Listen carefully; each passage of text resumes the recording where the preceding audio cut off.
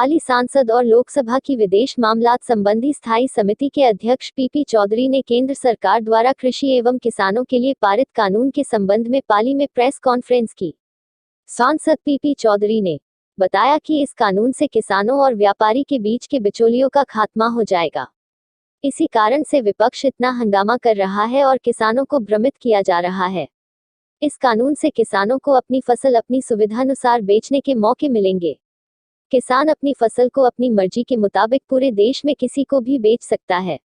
किसान चाहे तो अपनी फसल के लिए व्यापारी से बीज से लेकर फसल पकने और कटने तक का करार कर सकता है। हो जाएगी, ये हो जाएगी।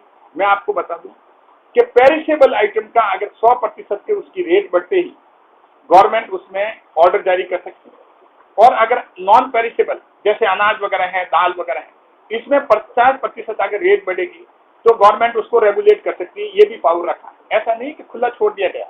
लेकिन ऐसी नौबत आएगी नहीं, इसलिए नहीं आएगी। जब प्रोडक्शन आपका ज्यादा हो रहा है, कंजम्पशन कम है, तो आप कहाँ खपाएंगे? एक्सपोर्ट होगा, एक्सपोर्ट होगा तो उसका सीधा फायदा किसान को होगा। और यही नहीं, उसके साथ साथ में ये भी लिया है कि इस रेट के साथ में उसका एवरेज जो है 1 साल का और 5 साल का लेकर जो भी कम होगा उसके हिसाब से रेट कर देंगे। ऐसे नहीं कि गवर्नमेंट को खुली छूट दे दी गई। बहुत ही बड़ा अच्छा फॉर्मूला बना रखा।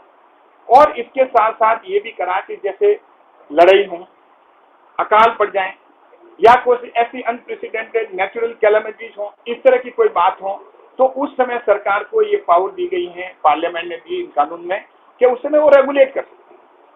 तो सिर्फ रेगुलेशन करने का ये है। तो एक बहुत बड़ा जो एक हर्डल थी, एक रोड ब्लॉक था, एक बॉटलनेक था, वो हटने से बहुत बड़ा निवेश आएगा, पर निजी निवेश आएगा, और निजी निवेश आने से उसका सीधा का सीधा फायदा किसानों को होगा। जो ये चीज मैं बताता हूं कि जैसे अभी खेती को पूरे 2 भागों में हम बांट सकते हैं। एक तो प्री हार्वेस्टिंग, एक पोस्ट हार्वेस्टिंग। प्री हार्वेस्टिंग हम ये कहते हैं कि फसल आने के पहले की स्थिति, बिजाई से लगा करके फसल आने तक, उसमें भी किसान इन्वॉल्व होता है। और फसल आने के बाद में जब तक वो कंज्यूमर तक पहुंचे, उसमें भी किसान जुड़ा हुआ है।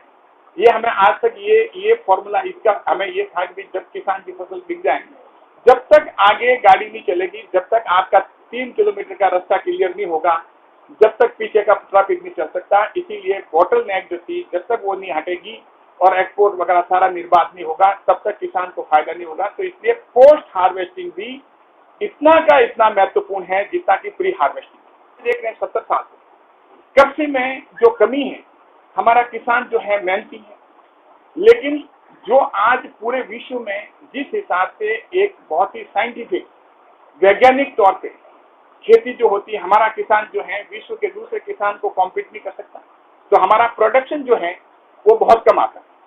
प्रोडक्शन कम आने से अगर प्रोडक्शन जस्ट डबल अगर हो जाए, चाहे तकनीक से हो, चाहे अवसंरचना हो खेती में उसकी वजह से हो, और चाहे कोई और कारण भी हो, जिसमें कि जहाँ कंसल्टेंट हो एग्रीकल्चर, जैसे बहुत कंसल्टेंट होते हैं जो अगर इस तरह के सारे लग जाएं खेती में, क्योंकि आज की तारीख में कोई भी आदमी ये खेती में नहीं आता। उनको पता है कि खेती फायदे का सौदा नहीं है। अगर उनको लगता है कि इंडस्ट्री की तरह खेती भी फायदे का सौदा है, तो वो लोग जो हैं उसमें आएंगे। तो इसके लिए एक नया कानून जो आया है वो है एक करार संविदा, कॉन्ट्रैक्ट, जिसको कहते हैं कॉन्ट्रैक्ट फार्मिंग। उसमें खेती की जमीन का कॉन्ट्रैक्ट नहीं है, उसमें सिर्फ और सिर्फ फसल का कॉन्ट्रैक्ट, जो कि एक गुमराह किया जा रहा है कि इसमें तो जमीन चली जाएगी, किसान की कुछ नहीं है।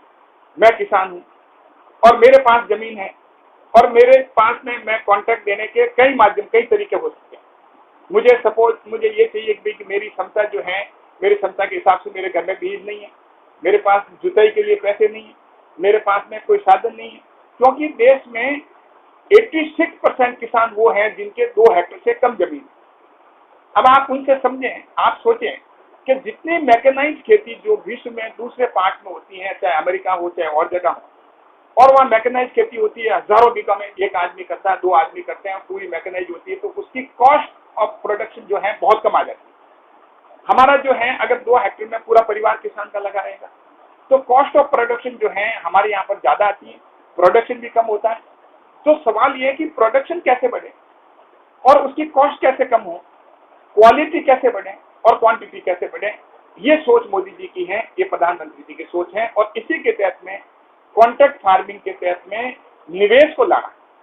क्योंकि खेती में आज अगर किसी को कहा जाए, हमें बिजनेसमैन को, कि वो उनको कहें कि हम आकर के आप खेती करें, कोई नहीं करेगा। आप खेती में पैसा लगाएं, कोई नहीं लगाएगा। आप खेती में आप टेक्नोलॉजी लेके आए, कोई नहीं लाएगा। आप खेती में हमें कंसल्टेंट है एग्रीकल्चर का, कोई नहीं देगा। तो इसीलिए जब कंपनी जो है छोटे छोटे किसानों की जमीन भी वो अगर कॉन्ट्रैक्ट पे लेगी, और कॉन्ट्रैक्ट का सबसे बड़ा फायदा क्या होगा, किसान को आज सबसे बड़ी चिंता और संशय जो है वो इस बात का है कि आज जो जिस उस उपज का उसका अगर मूंग का ले ली, आज मूंग जो है 8,000 रुपए क्विंटल है, लेकिन जब फसल आती है तो उसके 3,000 रुपए क्विंटल हो जाता है। और किसान जो है जो फसल जो होती है जिसमें जैसे लगता है कि आज जिसके भाव है सब वही बोना शुरू करते हैं, तो उससे क्या होता है कि एक बम्पर क्रॉप आ जाती है, दूसरी कई क्रॉप है वो कम हो जाती है, भाव कम हो जाते हैं, और उसका नेट नुकसान किसान को होता है और कंज्यूमर को भी उनका नुकसान होता है।